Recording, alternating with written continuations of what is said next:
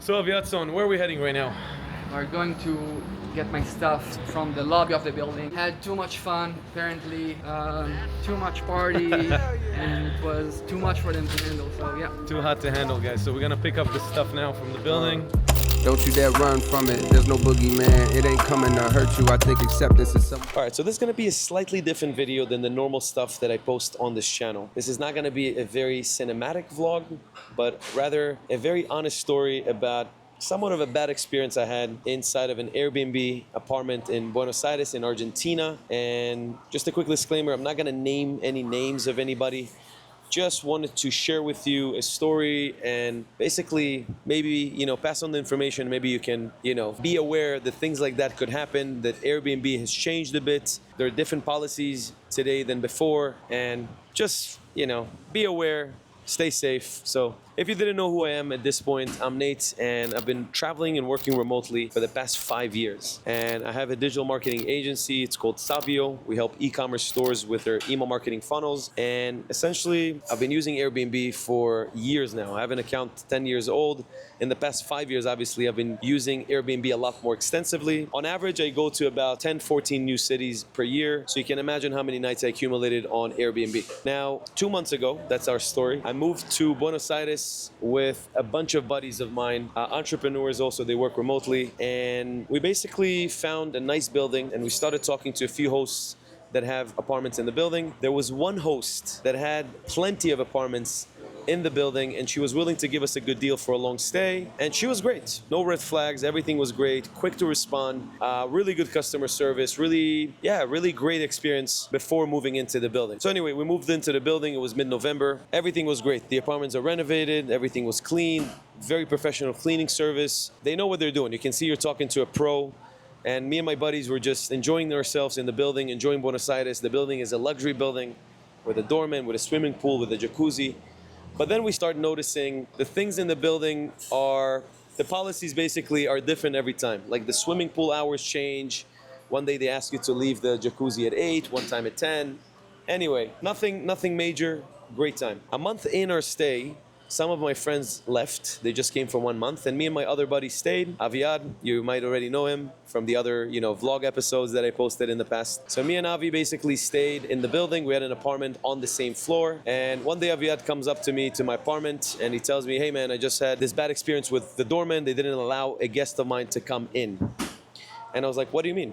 He's like, yeah, the guest apparently had a bad reputation in the building. Another tenant complained about her, whatever. That was a Monday evening, I remember, and that was the end of it. We went to sleep. The following day, on a Tuesday, Aviad calls me and he tells me, Nate, my Airbnb account is blocked. I got a full refund for my stay and I cannot enter Airbnb. I'm like, what do you mean? Apparently his Airbnb account was blocked. I don't know why. Maybe the building complained, maybe the host. We don't know until this very day. All we know, on Wednesday, the following day after his Airbnb account was blocked, he was blocked from entering his apartment. So he could not enter his apartment. The code of the door did not work anymore. And the host didn't provide any information on what he's supposed to do. So he just had his backpack with his computer. We had to get him an hotel. He slept there for a few nights. And then the following day, he could not also enter the building. He was banned from entering the building. So on that day, very bad day, obviously, for both of us, I was there. I didn't even know that he was banned from the building. I was there with a friend of mine. I took like a half day off on that Wednesday, and I wanted to come in to use the pool. Not only I could not use the pool, the host told me, hey man, you cannot enter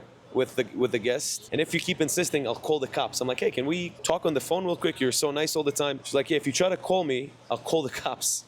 So the host flipped. Everything was very, very negative. And all I did is I told my guest to go home, my friend. I was pissed. I called Airbnb. I tried to find a resolution. Airbnb apparently changed a lot. And that's where some of the lessons I learned here. Their support used to be very friendly and helpful. Now they have a support team overseas, I guess, India or the Philippines or both. And they just play ping pong with you, right?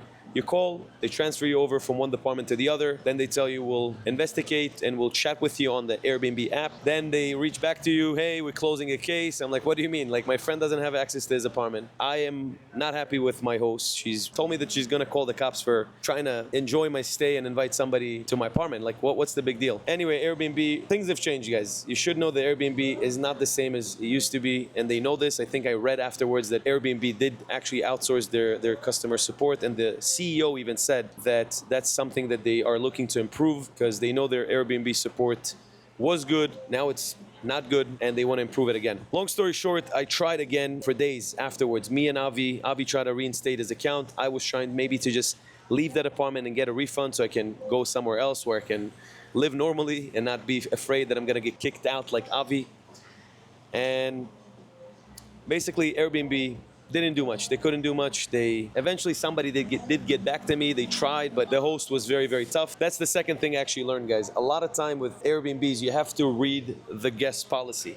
She did have actually a guest policy that says you have to announce your guests 12 hours before they arrived to the building, which is ridiculous in my opinion. It never happened to me. But these are new policies that, yeah, I see them more and more frequently these days, right? Airbnb, I think, has a fame now of having parties and things like that. Not that we did anything of that sort, but they're trying to be a lot more cautious with their apartments, I guess, with their hosts, right? So the tenants are secondary.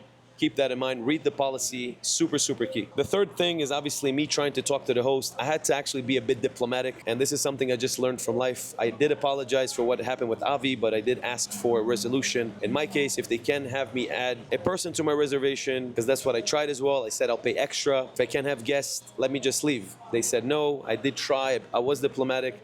Eventually, the host did apologize. I apologized. We were like, obviously, we did have to come to terms in order for me to feel safe to stay in that apartment, in that building. And some other crazy things happened afterwards. I was almost accused because somebody sold some things in the building and he was bald and I'm bald and I have a beard. So they did actually jump into conclusion that it was probably me. Eventually, thank God that the doorman knew me and he said it's not me. So another crazy story.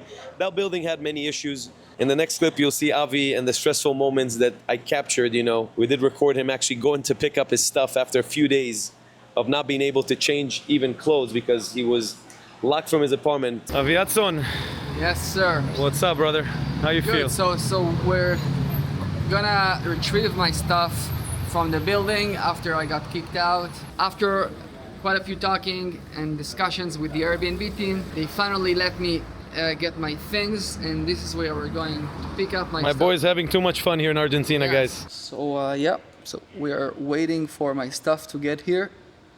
I just hope that everything was packed because they packed everything for me, which is like a weird policy of Airbnb because the host says that Airbnb instructed her to not let me pack my stuff.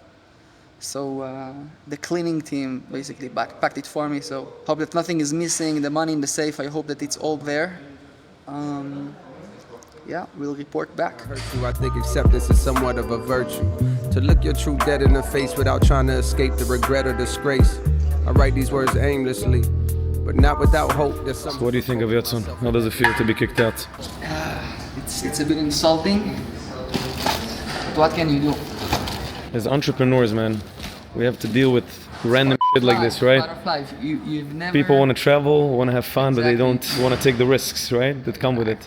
Exactly. Sometimes you cannot call push. yourself a digital nomad without getting kicked out of an Airbnb.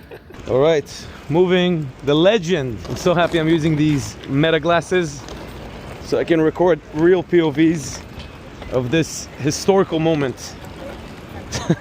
Legend at work, guys. That's all he does. Get kicks out of buildings and design beautiful brands. Yeah. Writing that last minute paper for class that's due in the morning, and I still relate to that procrastination for tasks. Cause I need to finish this album. But hell, how many more times can I sit in this wooden pail down Why? Plus it don't help that I'm rich now. Buenos Aires at its best. Guys, this is the big takeaway here from this whole thing. Traveling into countries that are not your home country, crazy things might happen actually, you know? It's not all peaches and cream. It's not all amazing, traveling, getting to know the world. Yeah, shit happens, you know? And you should be ready for when it does and read the policies. You have to be diplomatic. You have to be agile, come up with solutions. And this is just my experience, me and my buddy.